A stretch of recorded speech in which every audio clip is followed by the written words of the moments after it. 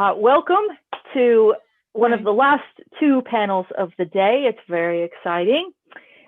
Today we have the Debutante Ball, where you get to meet some of our newest UK and EU authors, which is very exciting. I've actually never been able to have a panel like this before. You've all come on kind of at the same time, which is really, really cool and really exciting. So I'm going to kind of go through and introduce, and then we'll just ask questions. And please throw your questions into the Q&A and give our new authors some curveballs. Let's see what you got. Sorry. Right. So I'm going to start. Cathy Dunnell. Tell us, Cathy, what the title of your book is, and tell us a little bit about it. Yeah, so the title of my book is Beulah Lodge, and it's set in 19th century England in Yorkshire. And it's kind of centered around a big old kind of Gothic house in the Yorkshire moors. So it's kind of that style of story. Yeah, I really enjoyed writing it. So hopefully people will enjoy reading it as well. Awesome. Fantastic. So it's a bit of a historical romance. It is, yes, very much so. Awesome. Cool. That's exciting. All right. Next up, Skye. We've got Skye Rowan. And Skye, tell us the title of your book and what it's about. So my book is called Craving Cathy.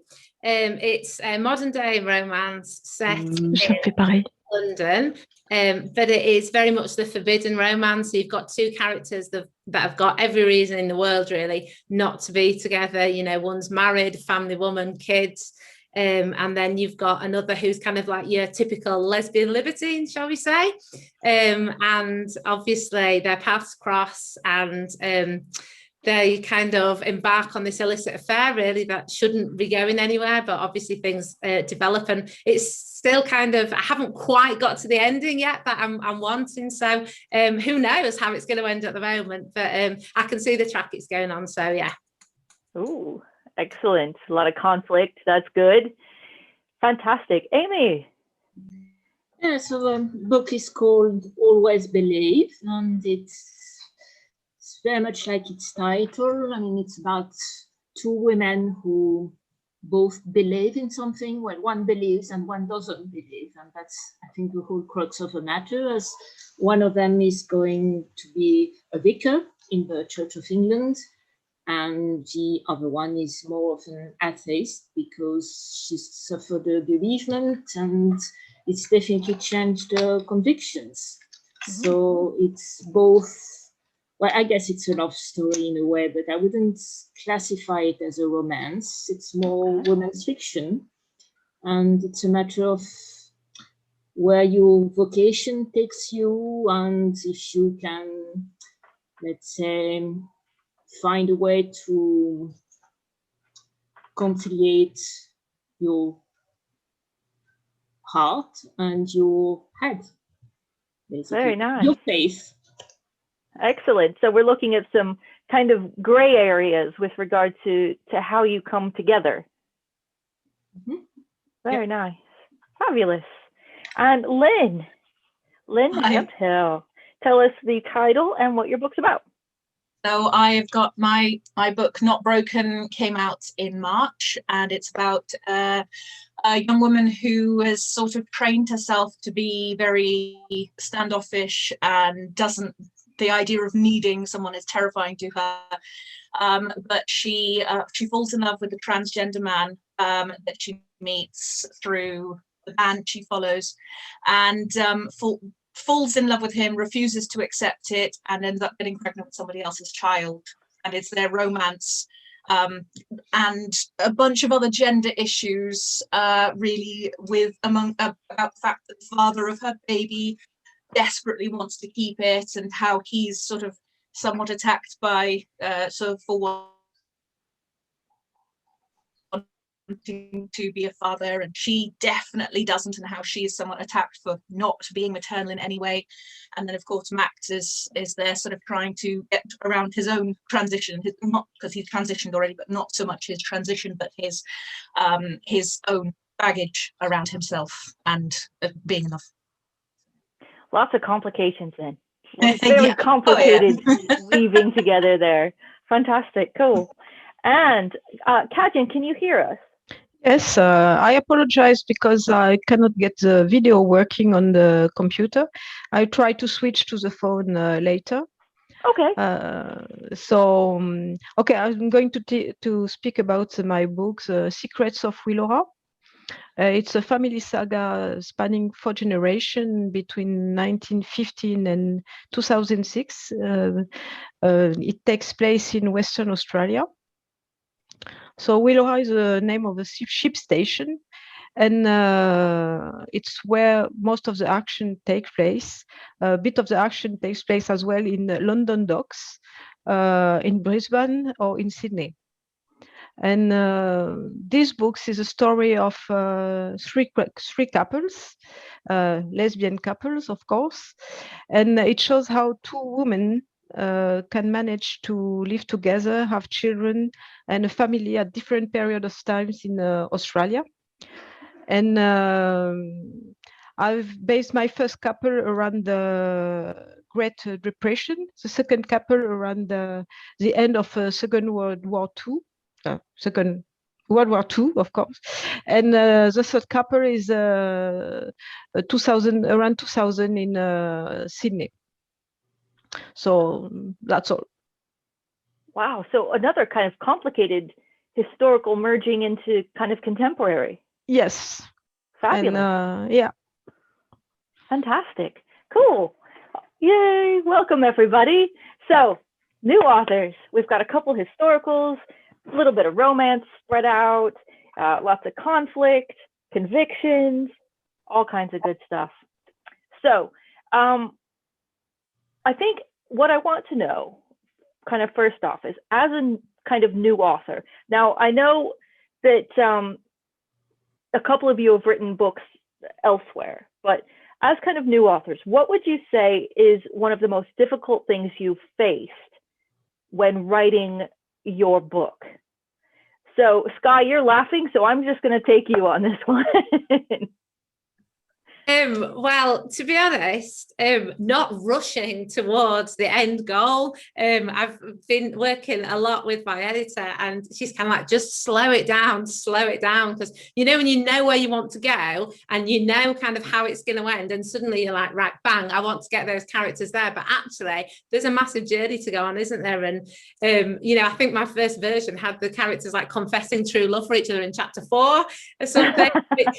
It isn't ideal, really. You know, you don't have very far to go. So working on that tension has been really interesting. And actually, we've had loads of fun in doing that, and, you know, bulking the story out and kind of spreading the journey out and thinking, actually, what do these characters need to get where they need to go? So that's been a real learning curve, but it's been absolutely brilliant. So, yeah. Cool. That's a great answer. You know, I don't think I've ever had that answer. Fantastic. Thanks. Right. Cathy, how about you? I think for me, the biggest challenge has just been actually like trying to get the story out, trying to get the words out and onto the page. I think has always been the biggest challenge. Like, I think for me personally, I'd wanted to tell this story for a long time, but actually sitting it down and like getting it out for some reason was just the hardest part of it all. Even though I enjoy writing, but actually sitting down and doing it somehow just seemed really difficult for some reason. Yeah.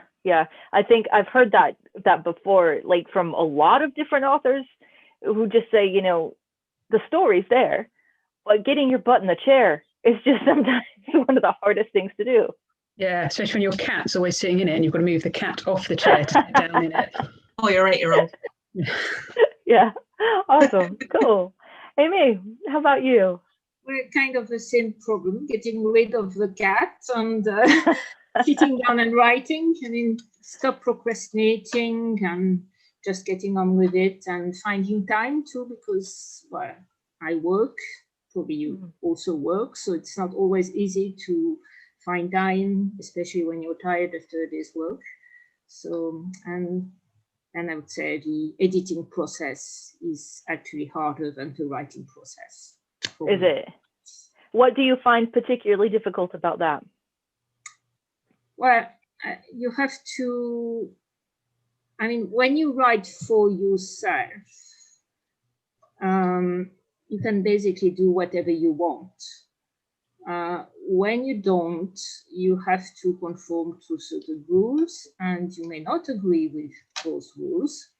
And when it changes your story, I mean, you have to make peace with what you can accept and what you can't accept, because it's going to transform your main idea, your basic idea. I mean, so I think that's the most difficult for me. Excellent. I think it's a great point. And I'll try to come back to that later. Right, Lynn, how about you? Massive quantities of imposter syndrome. I just constantly thinking, oh God, I have no idea whether I'm doing this right. Am I going to get in trouble for doing this? And if I don't do everything perfectly, then they're not going to like me anymore. So yeah, just reminding myself that actually I have written this book. You know, it's finished. It's fine. And there was something about it that you guys must have liked. So I'm allowed to be proud of it. And I think also one thing that's also been quite difficult is finding who I want to be as a writer as well. And I know Sandy's probably watching this, sort of rolling her eyes. I tend to bounce around like a kangaroo and be really excited about writing lots of different things, but I need to sort of settle down and work out what it is I want to be consistent with. Right. Yeah. I think finding yourself as an author takes time. Yeah. And figuring out who you are for sure. Yeah.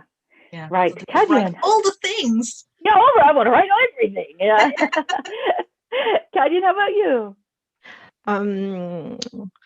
I'm a kind of writer. I like to write about with willful women, and this is not my first book. I mean, it is my first book in English. So I've been writing in French for the last 20 years, and I really enjoy writing and talking to the readers. And for me, I write in the morning and try to concentrate and do whatever it takes to enjoy myself and to have the reader to enjoy my stories.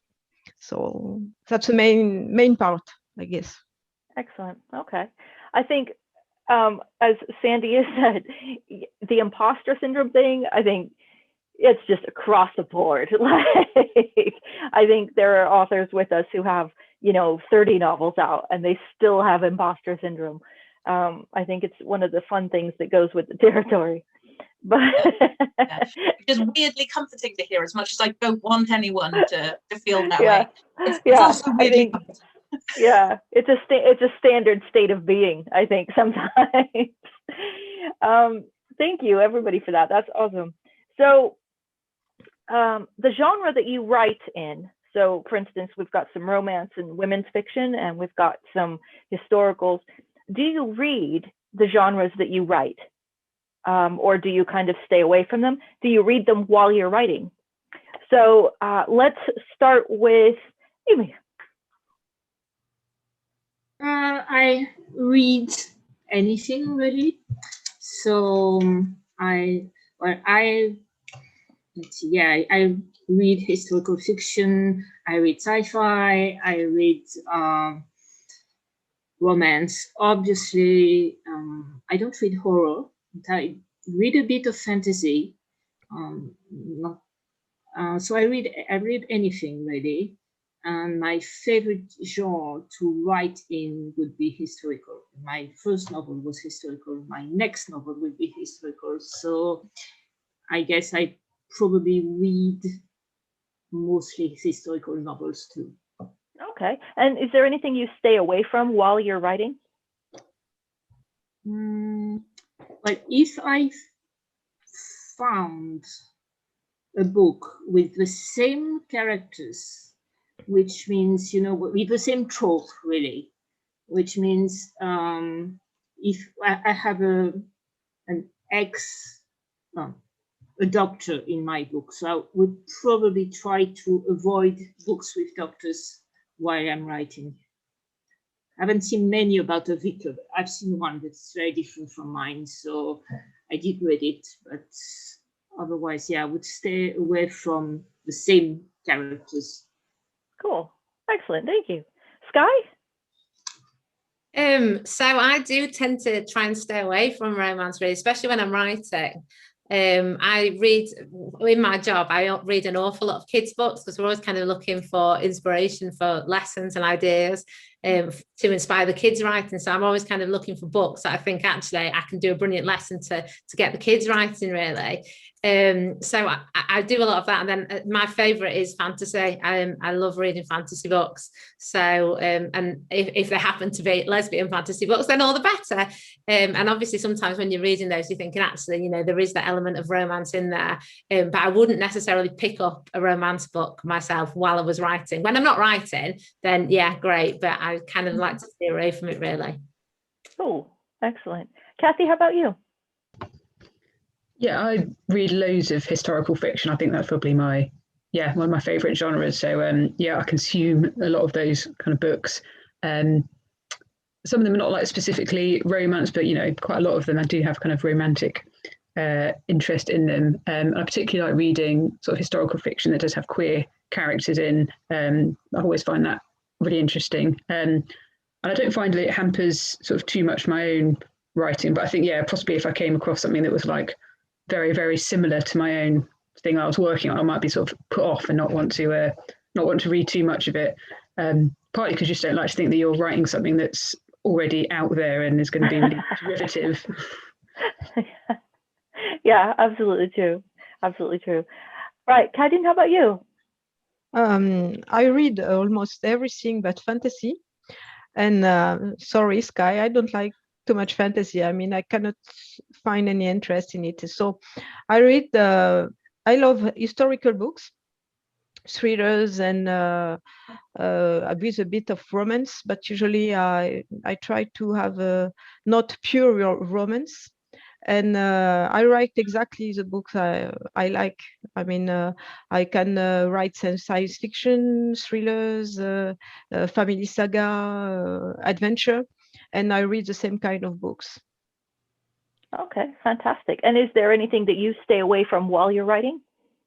Usually I stay away from TV series if they are too close to what I'm writing. Okay. But no book. I mean, example, I wrote about some Viking things, and I didn't want to watch a series, the Viking series, because Right. I didn't want to have the same ideas. So I watched a series after I wrote the book, and it's better that way. Yeah, yeah. I think I agree, and that's like, I write fantasy. I won't hold it against you, but but I stay away from any fantasy books while I'm writing, just to make sure that there's no crossover. Yeah. And I like fantastic book as well, but no fantasy. And how about you, Lynn? I think it's, I have always loved writing romance stories since I was a child, but growing up in Kenya, the access to the kind of romance, you know, we had het romances. That was it. That was the only option. And I remember finding them just really I'm bi, so I'm in a relationship with a man. But I could never quite enjoy them fully because it just seemed so absolute. This is who you will be with, and that is it. And you will have a misunderstanding, and then you will hate each other, and then you will get together in the rain. And I found them like they bothered me a lot. So I haven't read a huge number of romance books. And then of course I moved to England and the entire world opened up. Still married the first person I fell in love with though. So I don't know what happened there. So there is a lot. I don't read a lot of romance anyway, but I write. I can't help writing romance. I do tend to just stay away from a lot of books if I'm really in the midst of writing, and I tend to then in that situation, if I'm writing something actively, I will probably read science books. Okay, all right. Cool. So we've got loads of questions coming in, which is awesome. Please keep them coming. Morgan wants to know, how long did it take you to write your book? So Cathy, do you want to start us off there? Yes, it took a long time. I think I possibly started it maybe in 2014 or around that time. So yeah, this issue of actually sitting down and getting the words out, you can see why I have a problem with it. So yeah, it took a long time, too long probably. Excellent. And Kadyan, how about you? How long does it take you to write a book? Usually 3 months. 3 months. So because I work 1 hour, 1.5 hours every day. And it depends the length of the book, of course, but usually I go by 100,000 words for one book, sometimes longer, sometimes less, but 3 months is a good average. Okay, excellent. How about you, Skye? So weirdly, I actually started this idea of these characters when I was 17. I'm now 38. So that's 21 years in the making. But these characters just would not go away. And I knew I had a story to tell, but I think with working full time and it just, you know, you never kind of found the time to do it. And then I was like, one day, do you know what? I need to sit down and write this now. So from actually sitting down to actually have a go, probably maybe 2 years. So I'm hoping to get quicker because I've got lots of ideas for future books that hopefully I can smash the process a bit better. Excellent. Lynn? It massively varies, like Skye said. I mean, you can get the idea, like I had the idea for this story, particularly the idea about the issue of gender around parenting. When I first had my eldest child, who's now turning 11 soon. So I'd started writing it by hand in a notebook very early on, and it's sort of, but actually turning it into the object that it is now, I did it in a NaNoWriMo. So I did manage to get the vast majority of it finished in that 1 month. But it is that sort of process that I will produce multiple drafts. Each one draft might be finished quickly, but again, I'm really hoping I can streamline that process. Yeah, excellent. Thank you. And Aimée? I really don't know. I would say 6 months to 8 months, but really depends. Okay, just somewhere in there. Excellent. I'm very busy at work, whether the inspiration comes, whether, many things. And then whether there's COVID around and we suddenly can't do anything anymore, plenty of variables. Yeah, absolutely. So that kind of leads to a second question then, because getting the words down can be kind of the thing. Is being published going to change that? Like the deadline thing and getting the next proposal in?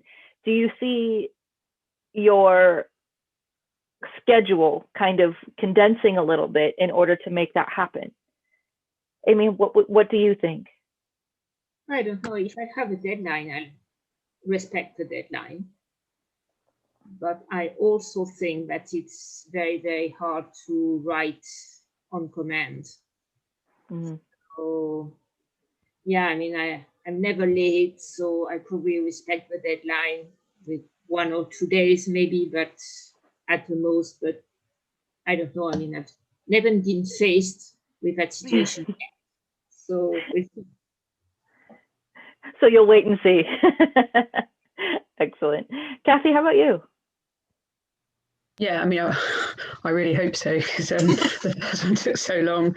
I think as well, like having actually been sort of accepted for publication is quite a good motivator as well, because I think sometimes you're sort of sitting there writing, trying to get the words down. You think, oh, this could all be nothing. I could just be writing, a load of rubbish that no one's ever going to want to read. So actually having like something published, I think, is going to be a great motivator, and being able to produce something else in a slightly shorter time frame.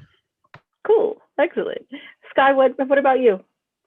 I think, what Cathy's saying is right. I think it's so exciting, the fact that you finally have, got your work out there and it's going to be published, that it really does motivate you. And I think having been through the process as well, So you know how the editing works, you know kind of how the timelines work and what things I think I've learned myself, what I need to work on as a writer. And I think next time I would have that knowledge before I started. So hopefully that would make it a little bit easier as well. So I think this has been like a massive learning curve, but I think for the future, then it's put me in good stead, really. So yeah. Awesome. Cool. Lynn? It's already increased my speed because I've had my second book is coming out in February. And so when I sent that in for the proposal, it was about half done and there was an awful lot of notes in there.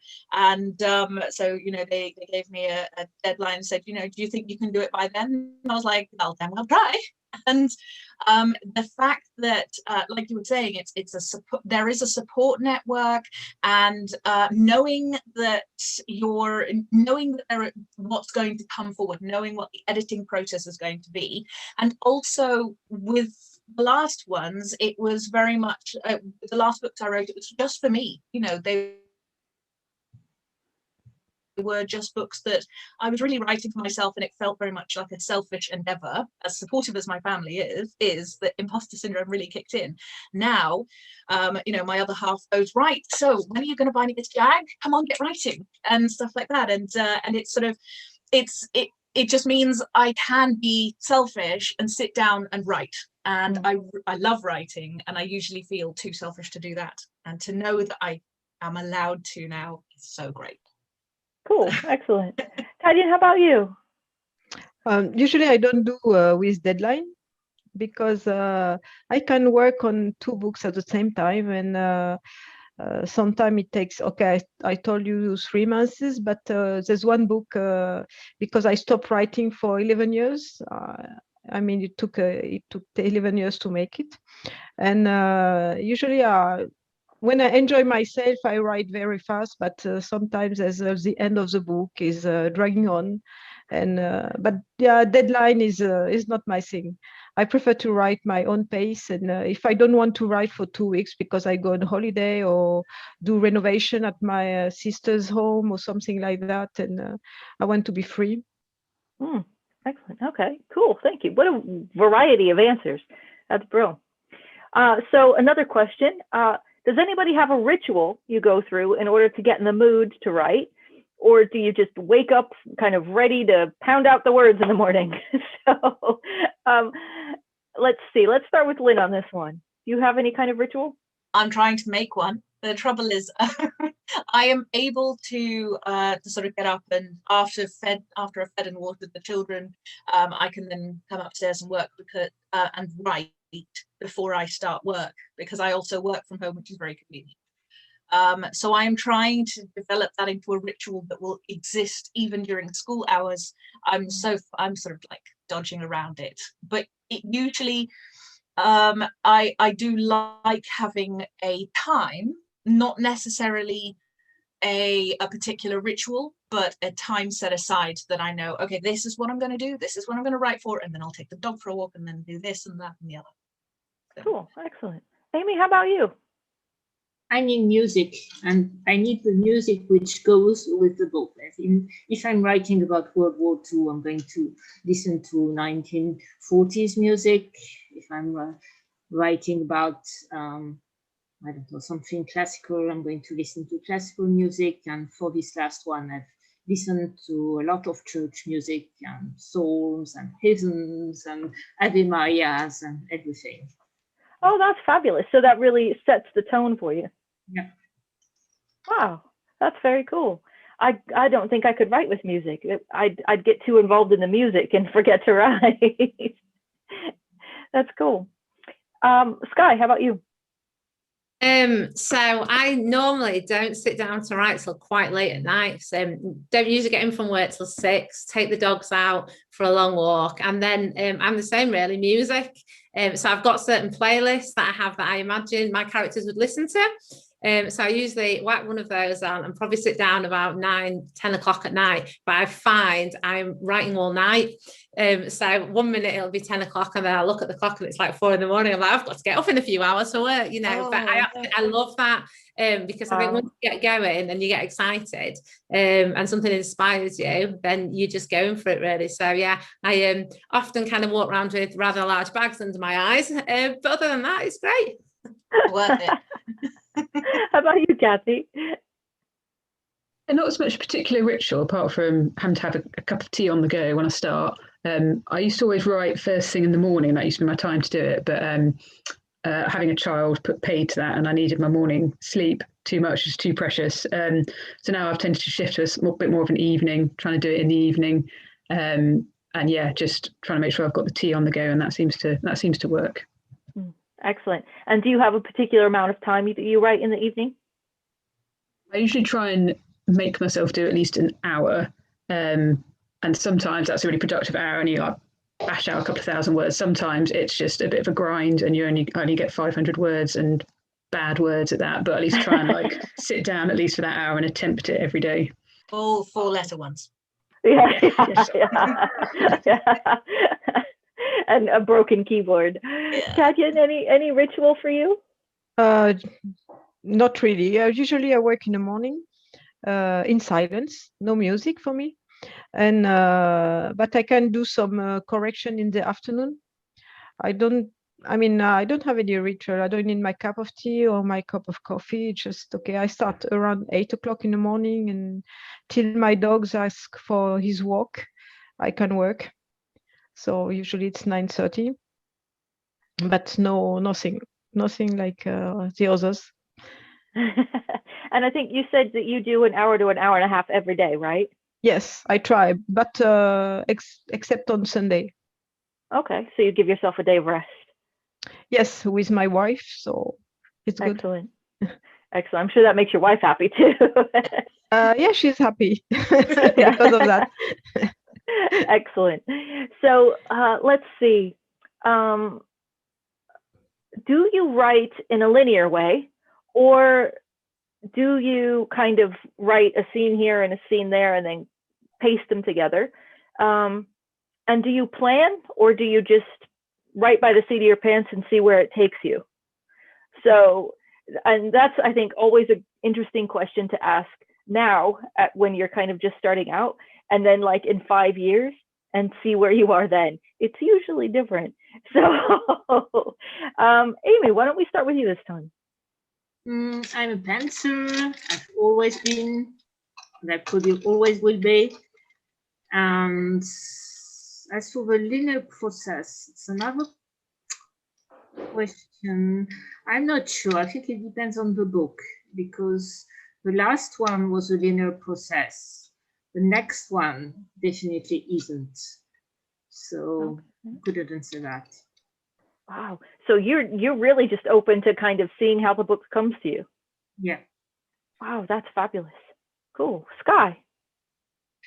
I always know where I'm starting and where I want to get to, but the kind of the middle of it just comes as it comes, really. And sometimes, you know, I feel like my characters are always in my head. So I'll be out somewhere and I'll be thinking, oh, I wonder what they do with this situation, or I always have them kind of around. And so I'll have an idea and I'll go home and I'll scribble the whole thing down, and then I'll be like, yeah, it's great. And then I'll wake up 2 days later and be like, actually, no, we need to scrap that. And I've got this other idea. So lots of ideas, really, and then kind of filling them in and putting them together, really, as it happens. Okay, all right. And do you think you'll stay kind of that type, or? I hope not, because it's pretty stressful having to run home. I've got to write this down right now. So I'm hoping I might be able to rein it in a little bit as I go forwards. I think I already am doing to a certain extent. So yeah. Cool. Excellent. Right, Lynn, how about you? It does vary, like Aimée said, from book to book. I've kind of always been like that. My routines change. I get bored of them. At the moment, I tend to write pretty linearly. However, I've got a bunch of different stories that are all sort of jostling for position in my head. I have one notebook and I write individual scenes in them. So I sort of I handwrite a lot of my stuff because I go out and take the kids to extracurriculars and stuff. So when I'm out, instead of, because it obviously takes longer to handwrite, I don't want to wait and sort of write all the boring stuff before I get to the cool stuff. So I will just write a random scene because I really want to write that scene. And by the time I'm ready to write it on the computer, it's usually changed. But I do also plan quite a lot. I plan the whole book with the knowledge that my characters will go and say, no, actually, I'm going to snog this person instead, thanks. And so I'm very aware that it will change, and I am open to that. But I do plan. It's just that my mind. All right. Nice. Interesting kind of combination of those. Yeah. Cathy, how about you? I think with my novel, I had a sense of how it was going to begin and how it was going to end, and it was just that awkward bit in the middle that was tricky. And I didn't really have a structured plan for the middle part. But I found what worked quite well for me was that once I've done my hour of writing stuff, I then have a couple of lines at the end just to say in my own head, this is where I think it's going to go next, this is what the next scene's going to be. And it kind of progressed incrementally like that, just sort of little bit to little bit until eventually I got something that joined up my beginning and end. Nice. Cool. Yeah, I do the couple sentences at the end as well, just to remind myself the next day. It's quite helpful, that. I read somewhere that you're always supposed to stop before when you know what's going to happen next. So you should always stop before what's in your head is finished, so that you're up for writing the next bit tomorrow. Yeah, I can see how that would work. Yeah. Right. Kadyan, how about you? I write, I can say all over the place. It means I can start with the beginning, of course, but with the end, with the middle.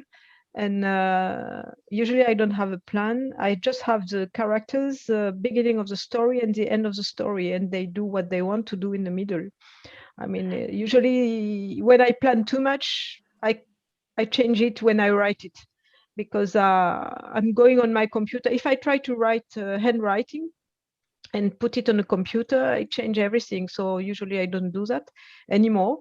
I try at the beginning to be a planner, but it doesn't work for me. And usually I write the scene I like most, and I fill the blank after.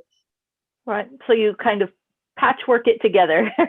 Yes. Sometimes it's kind of weird because I notice that some character has blue eyes at the beginning and brown eyes at the end. So I have to be very careful, but usually it works. Excellent. Cool. All right. So I think this is an interesting question. I don't think I've ever seen this question before. What is it you want to accomplish as a writer? I think that's a really interesting question, and probably not one that we often think about.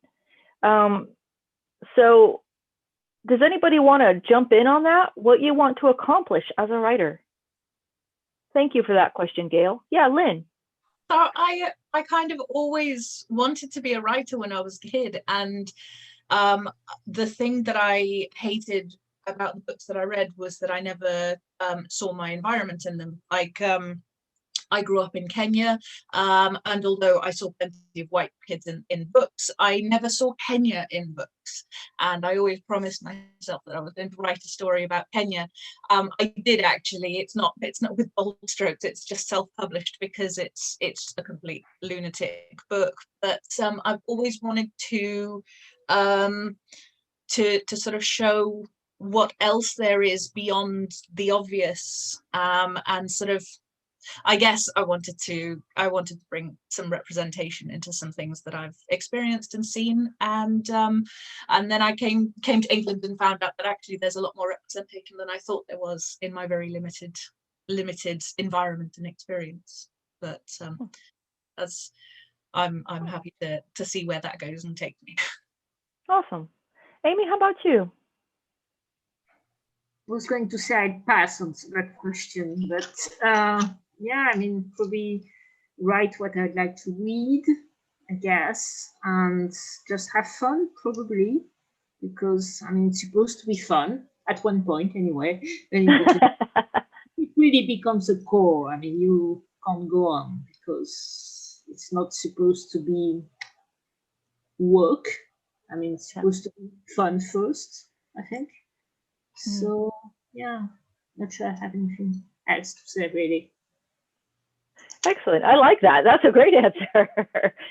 Skye, how about you? Again, I think it's about that idea of having your characters out there that other people can relate to. People that might be going through a certain situation and not knowing how they would deal with it, and thinking, actually, do you know what, this character's been through that, and they've survived it. And I think the fact that you can have people out there reading your work thinking, actually, do you know what, I'm in this situation and it makes a difference. So making people have empathy and making people kind of feel like they're not alone. So I think that's a pretty amazing thing. And again, like Aimée said, just it's fun, isn't it? It's great to be able to tell your stories and to get them out there to people and to make it happen however you want it to happen. It's your character's journey, and I think that's just an amazing feeling to have. Yeah, nice, cool, excellent. Kadyan, how about you? As a teenager, I had a lot of characters in my head and a lot of stories. And when I started to write them, I guess I put them to rest. So it was nice to not have them running after me for a while. And but of course, many others came by. And so I write to put the stories who are filling my head, and I write as well to please myself and to please my readers. I mean, the main thing is as a writer, if you don't have any readers, maybe it's not that worthful to write. It's important to have readers and that the readers like what you write. Yeah. So for you, it is important to actually have them out in the world as opposed to just kind of on your desk. Yes. I mean, I really love to talk with the readers and to have the how can I say that? To have the feedback. Right. Yeah. Very cool. Cathy, how about you? Yeah, I think probably similar about having people actually reading and enjoying what you've written is just, that's like a really motivating thing. I mean, I love reading so much, and I love being like absorbed in a story and being really kind of involved in it. And if I'm able to create something like that for somebody else, I think that should be amazing. So yeah, I think that's all I sort of aspire to as a writer, just to involve someone in the story the way I really enjoy being sort of absorbed in a story. Great answer. Thank you. Okay. Another kind of publishing question here. What is one thing you wish you'd known before you were published? I think there's I could name a mountain of things that I wish I'd known beforehand. Skye, do you want to go first on this one? How to use a semicolon. I don't know, there's so many things. I feel like I don't know, because I feel like I've learned so much in such a short space of time, especially since going through the editing process, that I feel like it's a sort of question maybe I'd come back to in a year and have more of an answer for, because I'm not quite finished yet with the book. But yeah, I've just learned masses, and like I said, that thing of slowing down really for me was a big one. So yeah, I wish I could have told myself that when I'd started writing, instead of having to go back and kind of rewrite everything again at a much slower pace. Right. Excellent. Cathy, how about you? Yeah, I think maybe similar. I think going through the sort of editing process from the kind of the first draft was really really informative and really useful learning experience. I think I had a lot of guff in my first draft, and I think I cut about 10,000 words out, and I think that was a really useful learning experience. I was like, I wish I kind of maybe known before that just sort of streamline the story and just sort of get to where it needs to go. You don't need to worry about all sort of extraneous stuff. So yeah, that's been sort of the main lesson for me, I think. Excellent. Cool. Kadyan? For me, the publishing process with BSB is very, very different than the French publisher. So it was an amazing experience. I guess it's still on the undergoing because the book is going to get published on October, so I still have some process with the editor. But it's amazing the difference between the French publisher and the American publisher, and I learned a lot with BSB. I guess when I will write my next book, I will take care of more things than before, because they are more strict than the French publisher for lesbian romance. And I really enjoy the editing process, and even if I argue a lot with my editor, because it wasn't easy for me, because this book already have a life in French, so it wasn't very easy for me to adapt it and to accept some changing. But we try to work together, and yeah, BSB is the experience with BSB is very, very interesting. Cool, excellent. It's interesting the difference too there. Thank you. How about you, Aimée?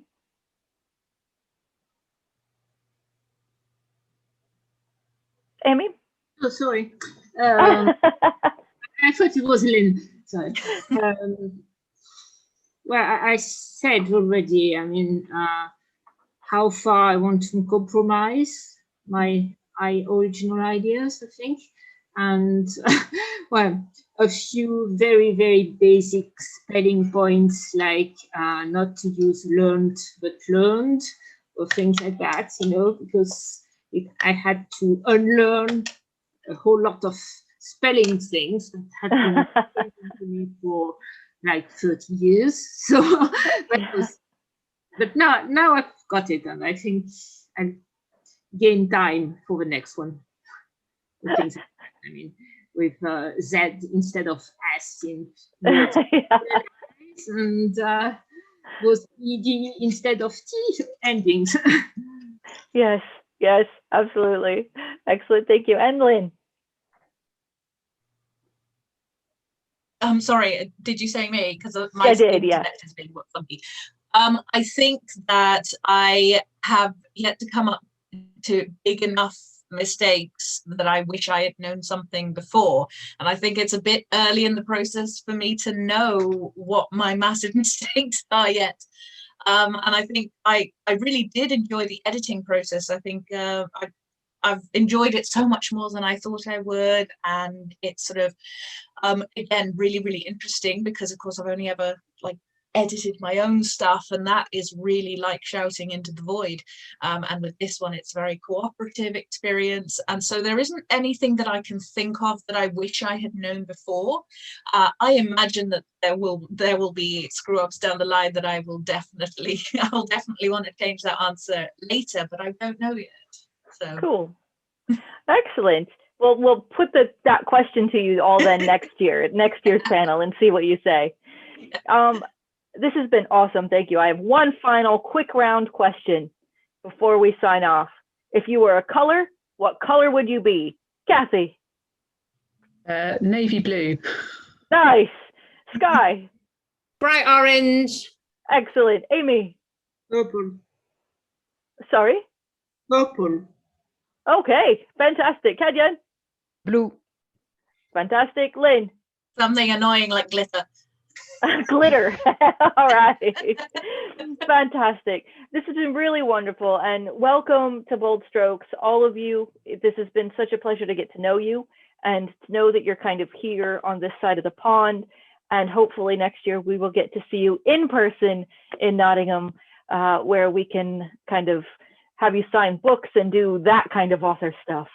So for people who have kind of been hanging out with us, check out their books, see what they're writing, get in touch with them, tell them that you love them, and we will see you soon. The next panel is Affairs of the Heart, and that'll be in 10 minutes. So we'll see you there.